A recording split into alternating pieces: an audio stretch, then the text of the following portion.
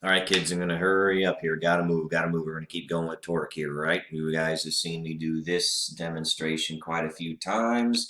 What this is here to show you is to remind you that, again, for whatever reason, in this particular context, the planet Earth does discriminate.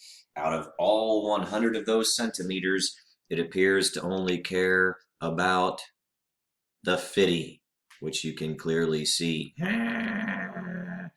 It's the 50. That's the only one it cares about. So you guys know if I were to draw an arrow to represent the weight of this guy, I would draw the arrow right there at the 50, right? You guys then know, okay, what if I were to try to support this guy at the 40?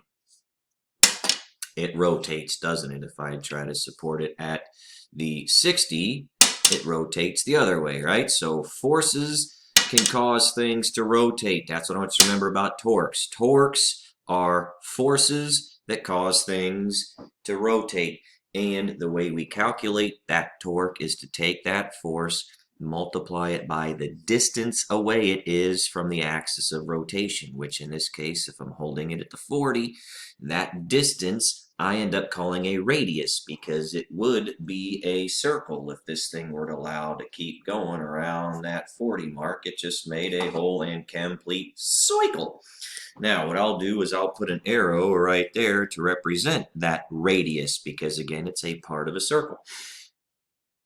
This radius can also be called a lever arm. It's the distance from the fulcrum, the pivot point, which I call an axis of rotation, or a fulcrum, or a pivot point.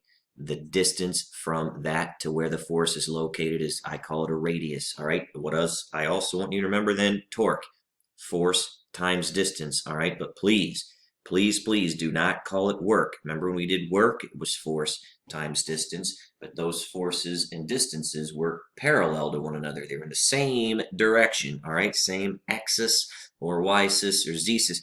This one, or this example for torque, that force and that distance are perpendicular to each other, okay? That is fundamentally different. So the distance away that that force is applied perpendicular to each other is how you calculate torque. So torque is maximum when forces and radiuses are perpendicular. So maximus at 90 means we're going to do a sine function, okay? It'll be at RF sine theta, not cosine, all right? RF sine theta. So this also now I want you to realize this is rotating from your perspective in what, a clockwise direction?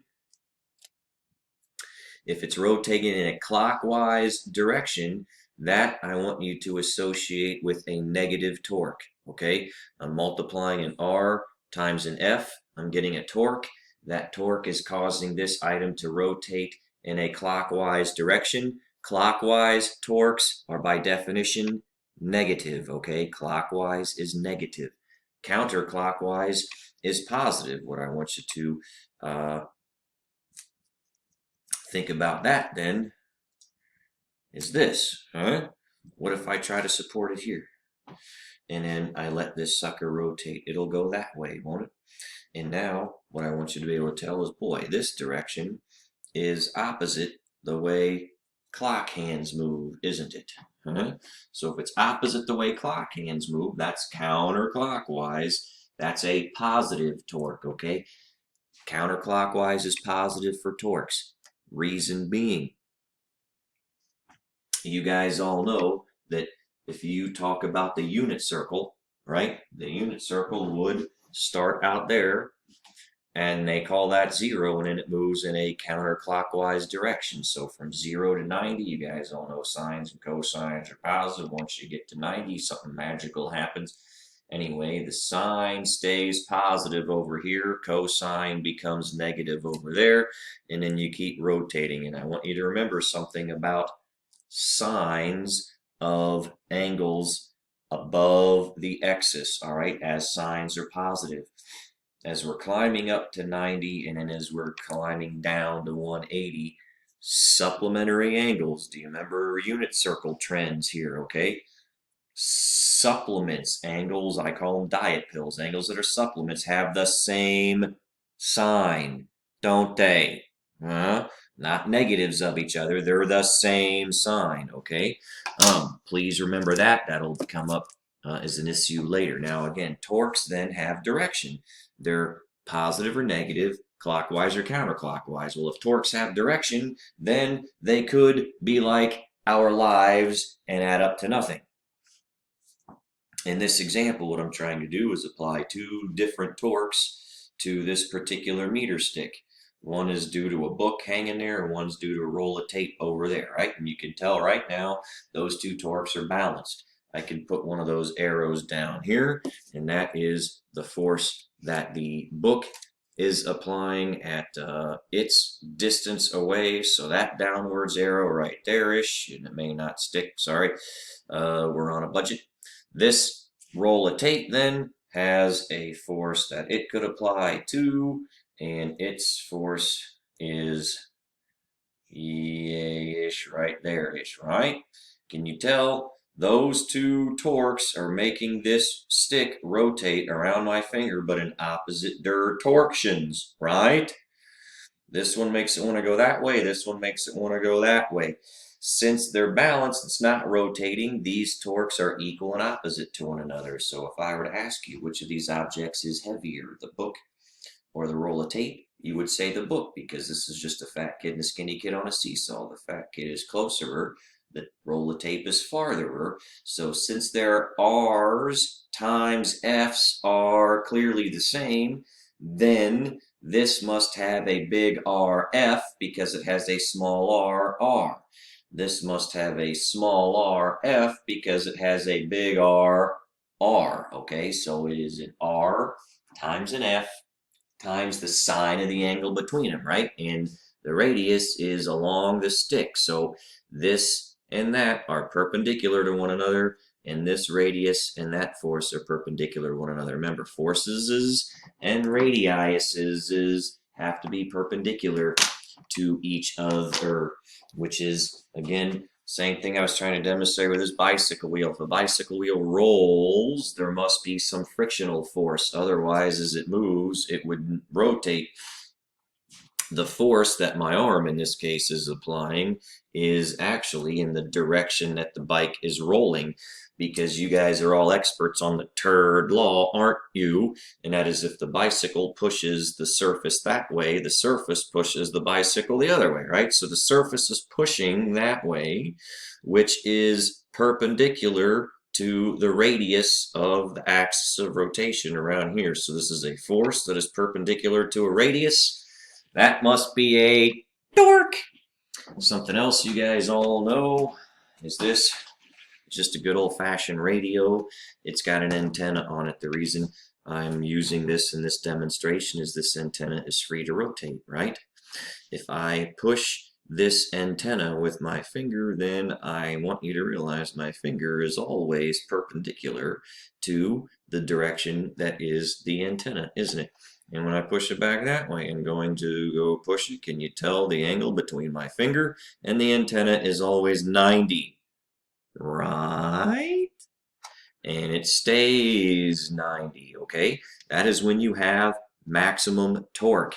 It's just like if you go to, open a door. You ever open a door and you push too close to the axis of rotation and it's hard to open that door? So you instinctively go somewhere else or move a little farther over, and now the door opens much easier, okay? What I want you to realize is force and radius are perpendicular. If they're not perpendicular, then we can do some triangleology, but that arrow represents the radius. This arrow represents the force of my finger, and they will always be perpendicular to one another, won't they? If I do push it, say, at an angle that is not right, doesn't make it wrong, it just means not all of that force is going to make it rotate, okay? Not all of it. We will break it down into components that have to be perpendicular to each other. Or if I do this, then to push it that way, then not all of that force is making it rotate, only perpendicular components, which is what I'm going to try to illustrate for you with this record player that you won't see until I put it in the field of view. Look at that, huh? Whee! It's just an old record player. I don't use it anymore because it just doesn't rotate at the right speed. Okay, this is simply a vector that is a radial vector, right? Remember, there are I's, J's, and K's. There are also R's, a radially outward from the axis of rotation. So this is just a directional vector. It happens to be a radius. It's pointing outward radially. You know, if there were no friction and I put this nickel on the turntable, it would do exactly what it's doing right now. The turntable would rotate underneath it and the nickel wouldn't move. But if I put it there, then this thing is moving, so there must be a force pushing the nickel tangentially to the circumference of the circle because it's giving the nickel a tangential velocity. That tangential velocity could be represented by that particular item or the force that is pushing it tangentially. And the definition of tangent means perpendicular to a radius. You guys all know that, don't you? But what if there was a force pushing the nickel that way? And I say now I'm going to push it at an angle that is not right. Doesn't make it wrong, just means it ain't 90. What I'm going to do now with that toothpick is show you, hey, can you now tell that toothpick, is it a right angle to the radius? So there's the radius, there's the toothpick. And you see how I put that toothpick right there, tail to tip? This right here is the angle between the radius and the force.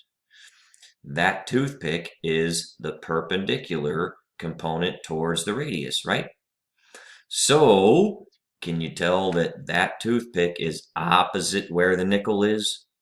Opposite means sine, so this toothpick is opposite where the nickel goes. So, we can take the radius times the force times the sine of the angle between them to get torque, okay? I want you to associate sine with torque, all right?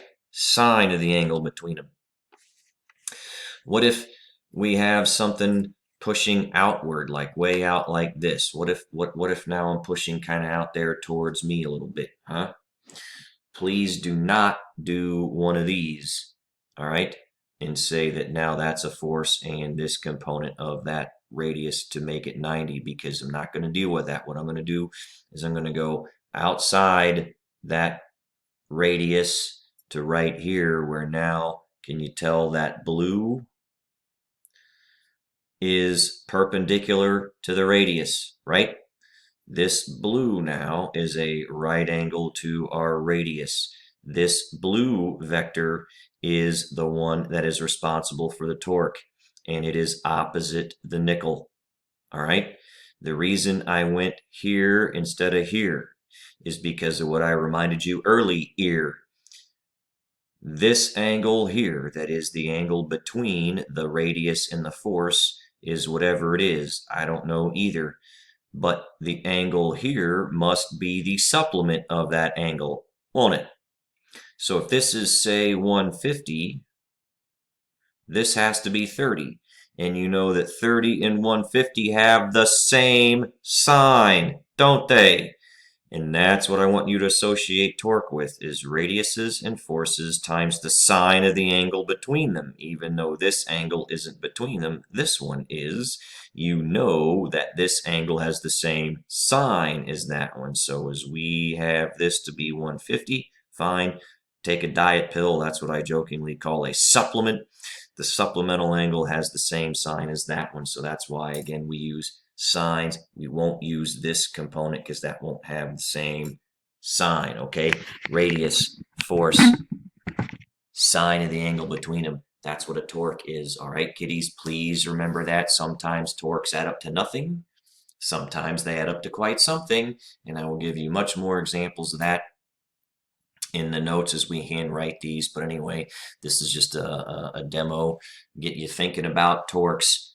Please remember force times radius times the sine of the angle between them. In fact, I'll usually say radius force, RF, and then we will talk about cross products and dot products was work, cross products is torque. Coming up on 15 minutes. Yay, physics!